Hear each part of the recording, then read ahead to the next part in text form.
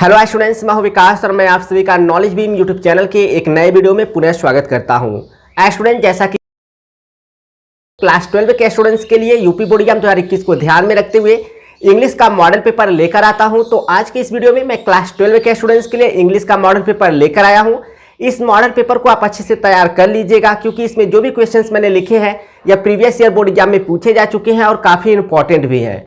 तो आप अपनी प्रिपरेशन को लगातार कंटिन्यू रखे रहिए, ताकि आप आसानी से बोर्ड एग्जाम 2021 के लिए इंग्लिश की तैयारी कर सके। और अच्छी तरह से अगर आप इंग्लिश की तैयारी करना चाहते हैं यूपी बोर्ड एग्जाम 2021 के लिए, तो हमारे चैनल के प्लेलिस्ट में जाकर आप चेक कीजिए, आपको सारे टॉपिक्स और वीडियो देखने को मिल जाएगा।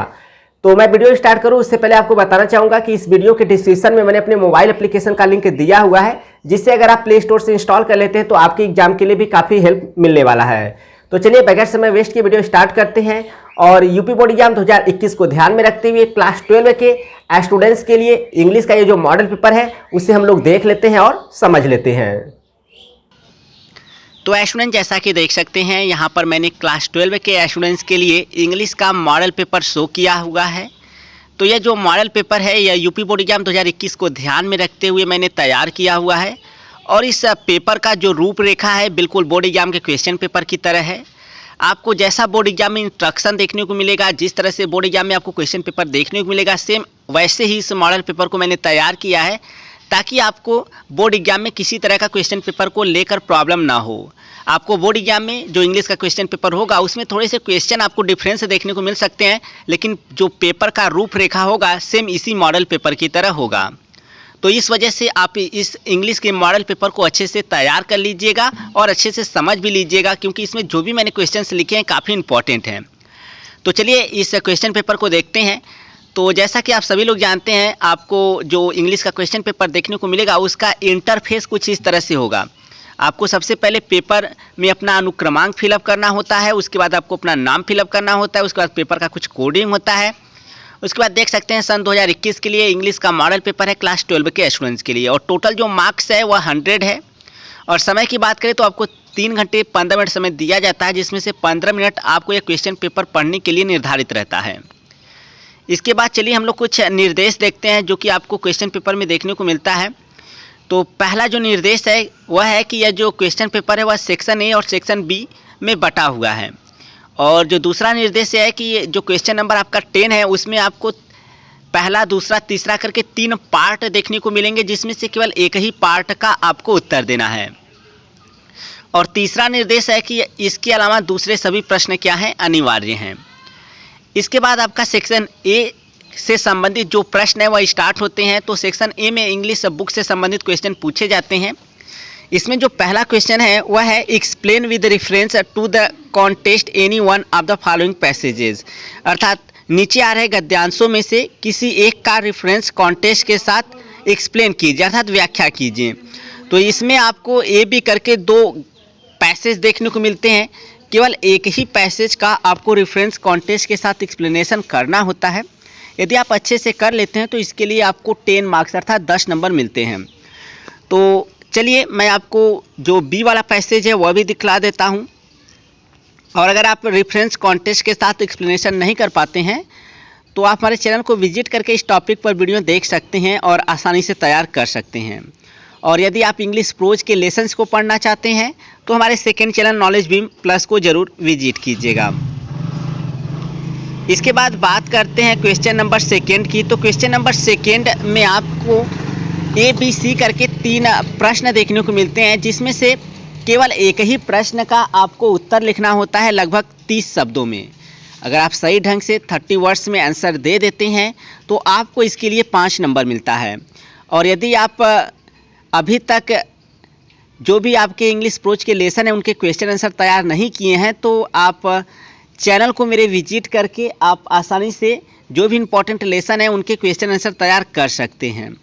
या फिर इन लेसन्स को पढ़ना चाहते हैं तो आप सेकंड चैनल नॉलेज बीम पर जाइए, वहाँ पर आपको देखने को मिल जाएगा। इसके बाद जो तीसरा क्वेश्चन होता है वो आपका फिल इन द ब्लैंक से होता है। और इसमें आपको ए बी सी डी करके 4 फिल इन द ब्लैंक के क्वेश्चन देखने को मिलेंगे, जिनमें कि आपको ऑप्शन भी देखने को मिलेगा। और उन ऑप्शन में से सही आपको चुनाव करना होता है ऑप्शन का। और ये जो फिल इन द ब्लैंक के क्वेश्चन होते हैं वो आपके इंग्लिश प्रोज से संबंधित होते हैं, इंग्लिश प्रोज के जो लेसन है उन्हीं से संबंधित होते हैं। तो अगर आप सही ढंग से फिल करते हैं, सही ढंग से आंसर देते हैं तो इसके लिए आपको 4 नंबर मिलता है।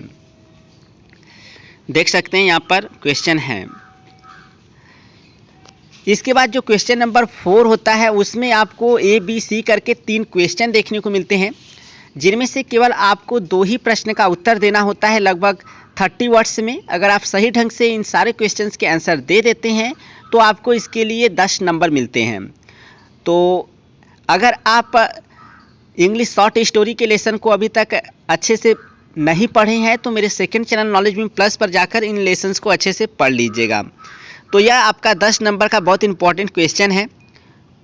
इसके बाद आगे बढ़ते हैं और अगला जो क्वेश्चन है वह है 5वां क्वेश्चन। तो इसमें कहा गया है explain with reference to the context any one of the following extract, अर्थात नीचे आ रहे स्टेंजास अर्थात पद्यांशों में से केवल एक का आपको रेफरेंस कॉन्टेस्ट के साथ एक्सप्लेनेशन करना है। तो ए बी करके यहाँ पर 2 स्टेंजा देखने को मिल जा रहा है, तो केवल एक ही स्टेंजा का आपको रेफरेंस कॉन्टेस्ट के साथ एक्सप्लेनेशन करना है। अगर आप सही ढंग से कर देते हो तो इसके लिए आपको 10 नंबर मिलता है। इस टॉपिक पर भी मैंने कंप्लीट वीडियो बनाया हुआ है, अपने चैनल पे जाकर आप प्लेलिस्ट में चेक कर सकते हैं। इसके बाद क्वेश्चन नंबर 6 जो है वह आपका सेंट्रल आइडिया से संबंधित है। आपको ABC करके 3 पोयम के नाम देखने को मिलते हैं और केवल एक पोयम पर आपको सेंट्रल आइडिया लिखना होता है। अगर आप सही ढंग से सेंट्रल आइडिया लिख देते हैं तो इसके लिए आपको 7 नंबर मिलता है। बहुत आसानी से आप 7 नंबर गेट कर सकते हैं। आप हमारे चैनल नॉलेज बीम को विजिट करके प्लेलिस्ट में जाकर चेक कीजिए, आपको सेंट्रल आइडिया टॉपिक पर वीडियो देखने को मिल जाएगा। इसके बाद जो आपका अगला प्रश्न है वह आपका फिगर्स ऑफ स्पीच से संबंधित होता है, अर्थात जो 7वां प्रश्न है आपका फिगर्स ऑफ स्पीच से संबंधित होता है। इसमें ABC करके आपको 3 फिगर ऑफ स्पीच के नाम देखने को मिलते हैं, जिनमें से केवल एक फिगर ऑफ स्पीच का आपको डिफिनेशन देना होता है और 2 एग्जाम्पल के साथ। अगर आप सही ढंग से डिफिनेशन के साथ 2 एग्जाम्पल दे देते हैं तो इसके लिए आपको 4 नंबर मिलते हैं। और ऑलरेडी मैंने इस टॉपिक पर वीडियो बनाया हुआ है, आप प्ले लिस्ट में जाकर देख सकते हैं और आसानी से इस टॉपिक को तैयार कर सकते हैं। इसके बाद आपका सेक्शन बी का जो क्वेश्चन है वह स्टार्ट होता है। सेक्शन बी के अंतर्गत इंग्लिश ग्रामर से संबंधित क्वेश्चन पूछे जाते हैं। तो क्वेश्चन नंबर 8 से इंग्लिश ग्रामर के क्वेश्चन जो है स्टार्ट होते हैं। तो इसमें जो ए वाला प्रश्न है वो आपका नरेशन से संबंधित है। इसमें आपको पहला दूसरा करके 2 डायरेक्ट नरेशन के क्वेश्चन देखने को मिलेंगे, जिनमें से केवल एक को ही आपको इनडायरेक्ट नरेशन में चेंज करना होता है। अगर आप सही ढंग से चेंज कर देते हैं इनडायरेक्ट नरेशन में तो आपको इसके लिए 2 नंबर मिलता है। इस टॉपिक पर भी हमारे चैनल पर वीडियो है, आप जाकर देख सकते हैं, प्लेलिस्ट में जाकर चेक कीजिएगा।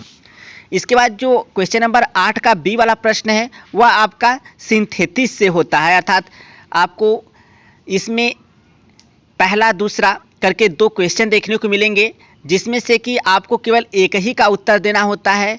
अर्थात आपको यहाँ पर ब्रैकेट में निर्देश दिया रहेगा कि किस तरह से आपको आंसर देना है। जैसे कि यहाँ पर कंपाउंड सेंटेंस लिखा है तो यहाँ पर आपको सेंटेंस देखने को मिल रहा है यू मस्ट स्टार्ट नाउ और इसके बाद यू विल बी लेट। इन दोनों सेंटेंसेस को आपको कंबाइन करना है कंपाउंड सेंटेंस में। अगर आप सही ढंग से कंबाइन कर देते हैं तो इसके लिए आपको मिलता है 2 नंबर। तो आपको 2 में से केवल एक ही का उत्तर लिखना है। तो ऑलरेडी मैंने सिंथेसिस टॉपिक को टीच किया हुआ है, आप हमारे चैनल के प्लेलिस्ट में जाइए, आपको सिंथेसिस टॉपिक पर कंप्लीट वीडियो देखने को मिल जाएगा। इसके बाद जो क्वेश्चन नंबर 8 का सी वाला प्रश्न होता है वो आपका ट्रांसफॉर्मेशन ऑफ सेंटेंसेस से संबंधित होता है। इसमें भी आपको पहला दूसरा करके 2 प्रश्न देखने को मिलता है और जैसा ब्रैकेट में निर्देश दिया गया होता है वैसा ही आंसर देना होता है। अगर आप इन दोनों में से एक का सही ढंग से उत्तर देते हैं, किसी एक का ही आपको उत्तर देना है, सही ढंग से देते हैं तो इसके लिए आपको 2 नंबर मिलता है। और ऑलरेडी मैंने इस टॉपिक को टीच किया हुआ है अपने चैनल पे, तो आप प्लेलिस्ट में जाकर चेक कर सकते हैं।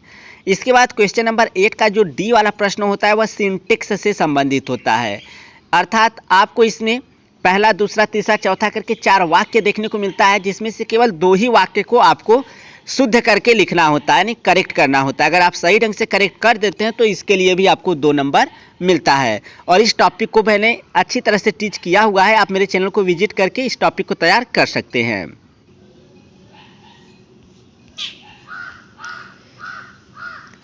इसके बाद क्वेश्चन नंबर 9 की बात करते हैं। तो क्वेश्चन नंबर 9 में जो ए वाला प्रश्न है वो आपका सिनोनिम से संबंधित होता है। इसमें आपको पहला, दूसरा, तीसरा करके 3 शब्द देखने को मिलेंगे और इन शब्दों का आपको सिनोनिम से लिखना है। अगर आप सही ढंग से सिनोनिम से लिख देते हैं इन शब्दों का तो इसके लिए आपको 3 नंबर मिलता है। तो इस टॉपिक को तैयार जरूर कर लीजिएगा, काफ़ी इंपॉर्टेंट है। मेरे चैनल पे इस टॉपिक पर वीडियो है, आप तैयार कर सकते हैं। इसके बाद जो बी वाला प्रश्न है क्वेश्चन नंबर 9 का, वह आपका एंटोनिम से संबंधित होता है, अर्थात विलोम शब्द से। तो आपको इसमें पहला, दूसरा, तीसरा करके 3 शब्द देखने को मिलेगा और इन शब्दों का आपको विलोम शब्द लिखना होता है। अगर आप सही ढंग से लिख देते हैं तीनों शब्दों का विलोम शब्द तो आपको इसके लिए 3 नंबर मिलता है। इस टॉपिक पर भी मैंने कंप्लीट वीडियो बनाया हुआ है, आप प्लेलिस्ट में जाकर चेक कर सकते हैं। इसके बाद क्वेश्चन नंबर 9 का जो सी वाला प्रश्न होता है वह आइडियम एंड फ्रेज से संबंधित होता है।